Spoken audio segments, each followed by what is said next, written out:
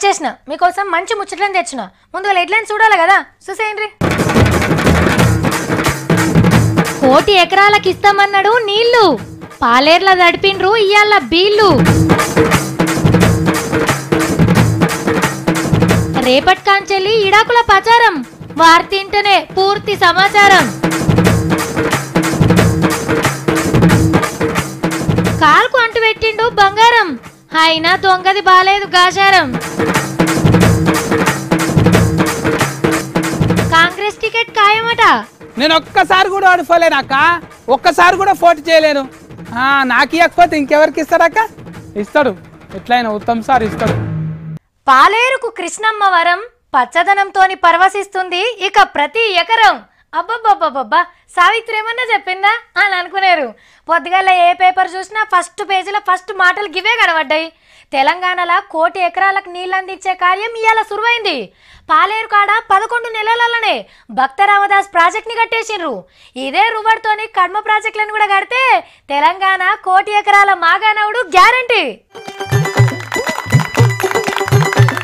ఖమ్మం జిల్లాల భక్త రామదాసు ప్రాజెక్ట్ ని ఓపెనింగ్ చేసిండు సీఎం సారు 11 నెలలనే ప్రాజెక్ట్ ని కట్టి పాలేరుకు కృష్ణమ్మ నీళ్లు మలుపుకొచ్చిర్రు కమ్సే కమ్ 60,000 ఎకరాలకు నీళ్ళొస్తాయి ఓ దిక్కు సీఎం సార్ ప్రాజెక్ట్ ని తిరిగి చూస్తా అంటే సార్ ని చూస్తందుకు పబ్లిక్ ఎట్లు ఉరకస్తురో చూడుండ్రి ఇక ఆడనే పెట్టిన మీటింగ్ లా 1 కోటి ఎకరాలు కృష్ణా గోదావరి నదుల నీళ్లతోని పచ్చబడగొట్టే వరకు ప్రాణం పోయినా సరే విశ్రమించేది లేదు అని చెప్పి ఈ వేదిక ద్వారా తెలంగాణ 50 మంది ప్రజానికాన్ని మనవి చేస్తా ఉన్నాను ప్రాజెక్టులకు అడ్డం పడుతుండ్రని ప్రతిపక్ష పొలను గట్టిగానే అరుచుకుండు 35,000 కోట్ల రూపాయల ఖర్చుతో భారతదేశంలోనే అగ్రగామి రాష్ట్రంగా సంక్షేమ పథకాలు చేపడుతున్న మాట వాస్తవం కాదా చిదంబరం గారు పేదలకు డబ్బాలంటే ఒక ఇల్లు కట్టించి ఒక రూమ్ కట్టించి ఇదే వైకుంఠం అనుకో ఇదే కైలాసం అనుకో అని చెప్పి ఒకటే డబ్బాలాగా ఒక రూమ్ కట్టించినారు అదే మీ కర్మాను వదిలేసినారు ఈ రోజు 5,04,000 రూపాయల ఖర్చుతో డబుల్ బెడ్రూమ్ ఇల్లు కడుతున్న మాట వాస్తవమా కాదా మీ కండ్ల పడతలేవా చెట్లు పెట్టి పద్మశ్రీ అవార్డు తీసుకోబోతున్న వనజీవి రామయ్య తాతకు సన్మానం చేసిండు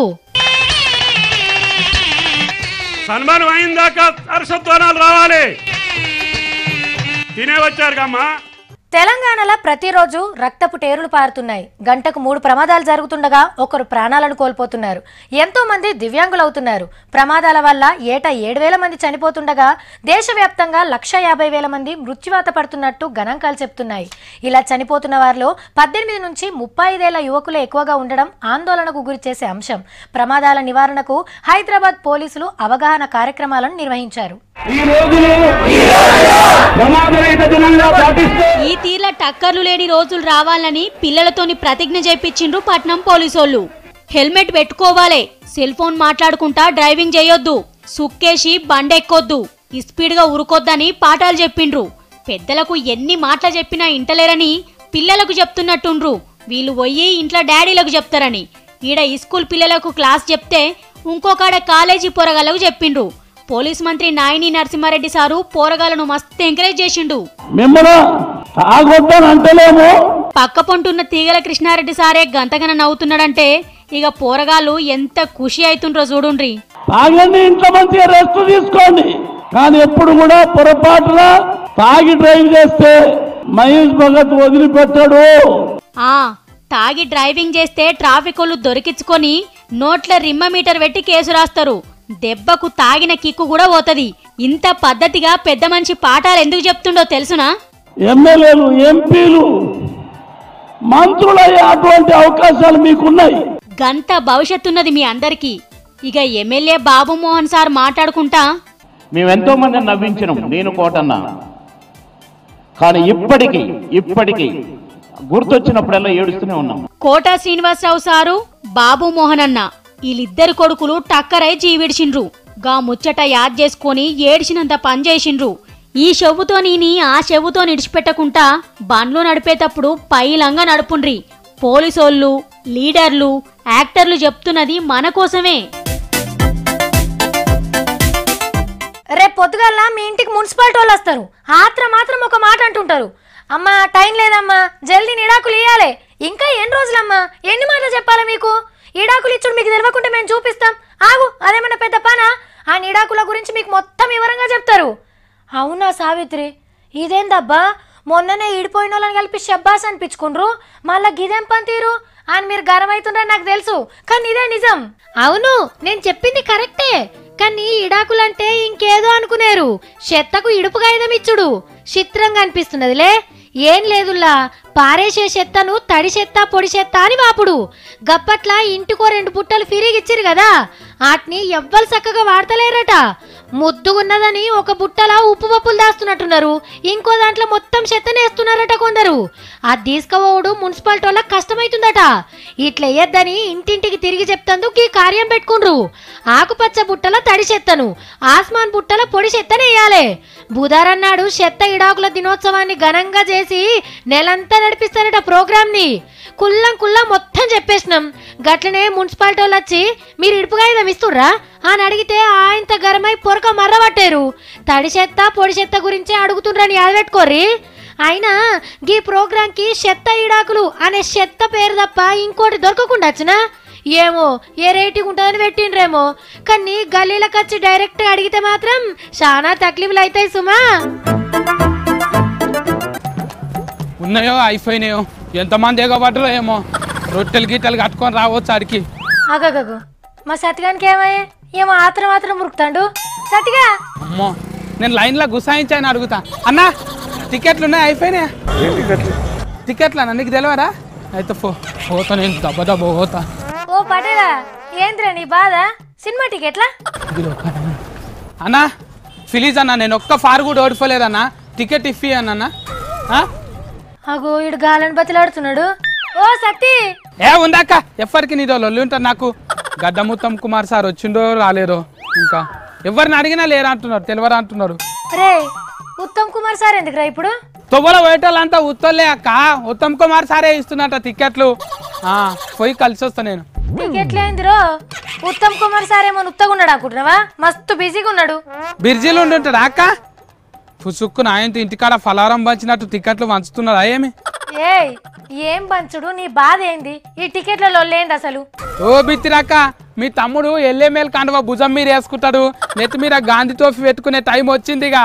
రామ్ కోటిలా కాంగ్రెస్ కండువాలు గాంధీ తాత టోపీలు మస్తు దొరుకుతారా? నీకు నేను తెచ్చిస్తాగా, నువ్వు వచ్చాయి. పాషారం మొఖం దానవు నువ్వు. అయితే నేను ఎల్ఏమేల్ అవుతున్నా, నాకు బుగ్గ కారు వస్తుంది, చుట్టుముట్టు గన్మెన్లు ఉంటారు, నా మీద ఈగ దోమ ఆలిన కూడా తుఫాకులతో బెదిరిస్తారు. ఏమనుకుంటున్నావు? ఆగో, ఉత్తమ్ కుమార్ సార్ని కలిస్తే ఏం అర్థం అవుతుందిరా? కాంగ్రెస్ వాళ్ళు టికెట్లు పంచుతున్నారు అంతాక, నాకు ఒక్కటాన్ని ఇయ్యరా? అరే 3 సార్లు వరుసగా ఓడిపోయినా 25,000 ఓట్ల తేడాతో ఓడిపోయినా టికెట్ ఇయ్యారట. అదేనా నీ మురిపం? నేను ఒక్కసారి కూడా ఓడిపోలేనాక, ఒక్కసారి కూడా పోటీ చేయలేను. నాకు ఇవ్వకపోతే ఇంకెవరికి ఇస్తాడాక? ఇస్తాడు, ఎట్లయినా ఉత్తమ్ సార్ ఇస్తాడు. ఏమనుకుంటున్నావు అసలు నువ్వు? ఎమ్మెల్యే టికెట్ అంటే బస్ టికెట్ ట్రైన్ టికెట్ అనుకుంటున్నావా? ఎవరికి పడితే వాళ్ళకి ఏనికి? గెలుపు గుర్రాలకే టికెట్లు పంచుతున్నారు అంటాక, నేను కూడా గుర్రం లేక ఊరికి చూపెడితే ఇట్లా తక్కడం అని. ఒరే అయ్యో దేవుడా, గెలుపు గుర్రాలంటే నిజంగా గుర్రాలు కాదురా, అంటే గెలుస్తోళ్ళకే ఇస్తారని. సత్తిగాడని పేరుంటే చాలు, ఇంట్లో అన్ని గంఫ గుత్తలేక పడతాయి ఓట్లన్నీ, డబ్బా నిండిపోతాయి నారే ఓట్లు. కాసత్తి 3 సార్లు రాజకీయంలో ఓడిపోతే 15 ఏళ్ళు అయిపోయినట్టే కదా. ఈ గేమ్ ఉంటది, ఇచ్చినా ఇయ్యకపోయినా ఒకటే కదా. కొత్త రానీకనే పెట్టిన రక్కకి ఆఫర్ ఉత్తమ్ సారు నాకు ఇస్తాడు. ఎట్లయినా నేను సర్పంచ్ని కూడా కాలేదు ఇంతవరకు, ఎట్లయినా ఎల్ఏమేలు అవుతా. ఫస్ట్ పెద్దది వస్తుంది నాకు. అంటే మరి వరుసగా గెలిచిన వాళ్ళకే టికెట్లు ఇస్తే ఇక కొత్త వాళ్ళకి టికెట్లు ఇయ్యరారా? జనం కూడా 15 ఏళ్ళు ఒక లీడర్ను గుర్తుపెట్టుకుంటారాక, 3 మాటలు వరుసగా ఓడిపోతే కొత్త వాళ్ళని గెలిపిస్తారు. కాసత్తి 15 ఏళ్ళు వరుసగా ఓడిపోయిన వాళ్ళు టికెట్లు అడిగినరంటే మనం వాళ్ళని తారీఫ్ చేయాల్సిందేరా. అక్క కాంగ్రెస్ లో 3 మాటలు వరుసగా ఓడిపోయిన వాళ్ళు ఉన్నారా? అయితే నాకు కూడా ఛాన్స్ వస్తుంది అక్క. అయ్యో పిచ్చి సత్తి, ఉంటేనే కదా గారికి ఈ షరతు పెట్టింది. ఆ సుంటోళ్ళు ఈసారి 35 మంది ఎగిరిపోతారట, వాళ్ళకి ఇయ్యరట టికెట్లు. అట్లంటే సగం ఆఫీస్ దాకా ఖాళీ అయిపోతుంది కదా అక్క. అక్క నువ్వు కూడా ఒక టికెట్ తీసుకుందు, నేను ఎల్ఏమేలు అయితే నువ్వు అట్లనే ఉంటావా యాంకర్ లేక? ముందు మురువాకరా పండుగగా నువ్వు. అయినా వరుసగా 3 మాటలు ఓడిపోయిన వాళ్ళు అనుకో, వాళ్ళ కొడుకో బిడ్డనుంటే వాళ్ళకి పెట్టుకుంటారా, చుట్టాలంటే చుట్టాలకి ఇచ్చుకుంటారు, నీకెందుకు ఇస్తారా? ఉత్తమ్ సార్ గట్ల ఉత్తు ఆఫర్లు ఏం పెట్టడాక, కొత్త వాళ్ళకి టికెట్లు ఎన్నికనే పెట్టిండు ఆఫరు. నీ ముఖం, రాజకీయంలో ఒకసారి ఓడిపోయినరంటే వాళ్ళ కొడుకులు మనవన్లు మనవరాళ్ళకేరా నీ అసుంటోళ్ళకి నా అసుంటోళ్ళకి రావాడా మన కోసానికి గారా అక్క పార్టీలు ఉన్న వాళ్ళకే ఇస్తున్నారు. అరే పబ్లిక్ అందరికి ఇస్తున్నారు ఏమంటాను నేను ఊరుకొచ్చిన ఎంత ఫన్ అయిపోయా. నువ్వు అంతే కదా మరి అన్ని సగం సగం తెలుసుకుని ఊపుతావు పుట్టిగా నన్ను ఆగం పట్టిస్తావు సప్పుడు చేయక బస్ ఎక్కి ఇంటికి వచ్చాయి. అక్క ఉత్తమ్ సారు గెలిచేదాకా గడ్డం ది అంటాను ఒట్టేసుకున్నారు కదా అక్క. మళ్ళీ లీడర్లు కూడా గెలిచేదాకా టికెట్ ఇవ్వమంటే ఇస్తారా అక్క? ఫరే ఊకేనని వస్తే నేను మెల్లగా పోతే. మనము ఈ మాట ఏ మాట కా మాటనే చెప్పుకోవాలి. సినిమా యాక్టర్ అయితే ఎంత పబ్లిసిటీ పతార పెరుగుతుందో అందులో ఛాన్సులు రానప్పుడు కూడా అంతే అధ్వానం బతుకైతుంది. మునుపు లేక దర్జాగా బతకాలని ఉంటుంది కానీ చేతులనేమో పైసలు ఉండేవి. పైసలు లేకుంటే ఇల్లు ఉండదు. ఈగేముంది అడ్డమైన పనులు చేస్తుంటారు. గట్ల చేసే పోలీసు వాళ్ళకి దొరికిండు ఒక యాక్టర్. బయట గంజాయి అమ్మి మందికి రిమ్మిస్తాడు తెలుసు కదా హీరో గారు పేరు అభిషేక్. సినిమాలల్లా కనవన్నిస్తలేరని టీవీలల్లా పేపర్లకు ఎక్కి పబ్లిసిటీ తెచ్చుకున్నాడు. ఇట్లా డ్రగ్స్ దందాకు డానైండు. బయటి దేశ పొలతోని చేతులు కలిపి జోరుగా దందా నడిపిస్తుండు. ఈళ్ళాడికెళ్ళి తెచ్చుడు మనోడు కావాల్సిన వాళ్ళకి సప్లై చేసుడు. గ్రాముకు 5,000 అంటే తులానికి 50,000. ఏం తక్కువ బంగారం కంటే డబుల్ రేటు. అయినా అల్కగా పైకం కమాయిస్తందుకు ఇంతకంటే రాజా మార్గం ఇంకోటి లేదనుకున్నట్టున్నాడు. అభిషేక్ అన్నకు ఇదేం కొత్త కాదు. గప్పట్ల కూడా ఓ పారి డ్రగ్స్ సప్లై చేసుకుంటా దొరికిండు. శ్రీమంతుల పిల్లలను మత్తుల ముంచి వచ్చిన పైకంతోని సొంతంగా హీరో అయ్యి సినిమాలు తీద్దామనుకున్నాడేమో. చేసింది బరాబరే గాని ఇంకా ముఖం దాసుకున్నాడు ఎందుకో. ఈసొంటి పరిస్థితి వస్తుందన్న సోయి ముందుగానే ఉండాలి కదా. అయినా సినిమాలోళ్ళు గంజాయితో దొరుకుట్లా నువ్వే ఫస్ట్ కాదు అట్లని ఆఖరి కూడా కాదు. శుభం కాట్లేని అందమైన మత్తు సినిమా ఇది. మీరేమన్నా అనుండ్రుల్లా దొంగతనం చేసుడు కూడా ఒక కళ అని అందరితోని కాదు. పెద్ద దొంగను కావాలి అనుకునేటోళ్లకు పర్సులు కూడా కొట్టేసుడు సాధ కాకపోవచ్చు. దొంగతనాలు చేసి బతుకుడేంది అని అనుకునేటోళ్ళు ఉంటారు. ఏ కొలువు లేకుంటే దొంగతనం చేసి అయినా బతకొచ్చు అని అనుకునేటోళ్ళు కూడా ఉంటారు. దొంగలను పట్టుకునే పోలీసు వాళ్ళు కావాలనుకున్నోళ్ళు పోలీసులకే 30 షర్ల నీళ్ళు తప్పించే దొంగలు కావచ్చు. అంత టెక్నిక్తో ఉంటుంది ఆ పని. నువ్వేందమ్మా అస్సలు ముచ్చట చెప్పకుండా ఏమో సోజ్ చెప్తున్నావు అని అనుకుంటున్నారు కదా. అయితే వార్తలకు పోదాం పర్రి. హే బూట్లేందుకు ఇప్పుతున్నావన్నా గబ్బాసన వస్తుంది. ఫైతాఫుల్ తీస్తేందుకు ఇంత సేఫా? కాళ్ళకేంటిది ఆ బ్రెక్ ఐరమ్ చుట్టుకుండు కిందేదో బిల్లు ఉన్నది. అమ్మో బంగారు బిస్కోటు నడిచిన కూడా కింద పడొద్దంట అని అరికాలకు బందోబస్తు గుంజి కట్టిండు.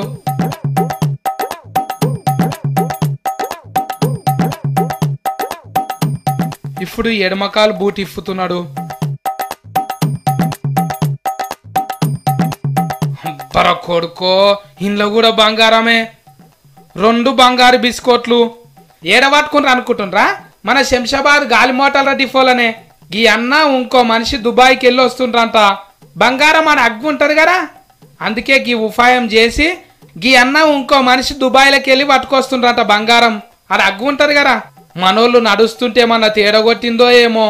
పోలీసు వాళ్ళు మొత్తం చెకింగ్ చేస్తే 4 బిస్కోట్లు దొరికినాయి. బంగారు తీగలేడ చుట్టుకొచ్చిండ్రో. అన్ని కలిపి జోకితే కిలకు మీదనే వజన్ ఉన్నాయంట. అమ్ముకుంటే 32 లక్షలు ఇలువగల మాలంట. అబ్బా ఫైతాఫులల్లా వెట్టుకొచ్చి ఒట్టిగానే దొరికి ఫాడైతిమ్రా అనుకుంటుండొచ్చు. ఊకండ్రి మళ్ళా పోయినప్పుడు ఇంకో ఉపాయం చేదురు తీయండ్రి. 1 ఎకరాలకు ఇస్తామన్నాడు నీళ్లు. పాలేర్ల దడిపిండ్రు ఇయ్యాల బీళ్లు. రేపటి కాంచెల్లి ఇడాకుల ప్రచారం. వార్తింటనే పూర్తి సమాచారం. కాల్కు అంటు పెట్టిండు బంగారం. అయినా దొంగది బాలేదు గాచారం. కాంగ్రెస్ టికెట్ ఖాయమట. నేను ఒక్కసారి కూడా ఓడిపోలేనక్క. ఒక్కసారి కూడా పోటీ చేయలేను. నాకు ఇవ్వకపోతే ఇంకెవరికి ఇస్తారక్క? ఇస్తాడు ఎట్లయినా ఉత్తమ్ సార్ ఇస్తాడు. నేను టాటా చెప్పేస్తా. టాటా.